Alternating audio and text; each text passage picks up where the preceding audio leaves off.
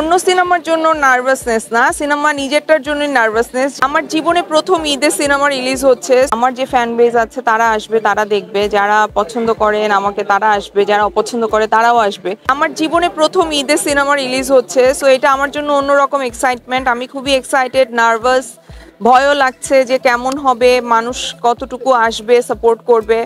তবে আমি একটা কথাই বলতে চাই যে ঈদে আরো অনেকগুলো সিনেমা আসছে, আপনারা আপনারা সবাই আসেন সিনেমা হলে এসে বাকি বাকি সিনেমাগুলোও দেখেন, সাথে এশা মারারও দেখেন। সিনেমাটা ঈদের দিন থেকে সিনেমা হলে চলবে, এসে দেখবেন। আর এশা কিভাবে মার্ডার হলো এবং আমরা কাকে কাকে ধরলাম এটা নিয়েই পুরো গল্পটা। তো আপনারা আসবেন এবং সিনেমা হলে এসে সিনেমাটা দেখবেন। আমার মনে হয় যে আমার আমার রাগ ক্ষোভের অনেকাংশে কমে গেছে যখন আমি ক্যারেক্টারটা করেছি। সো থ্যাঙ্কস টু সানি ভাই যে সে আমাকে এই সিনেমায় কাস্ট করেছে। আমার যে ফ্যান বেজ আছে তারা আসবে, তারা দেখবে, যারা পছন্দ করেন আমাকে তারা আসবে, যারা অপছন্দ করে তারাও আসবে।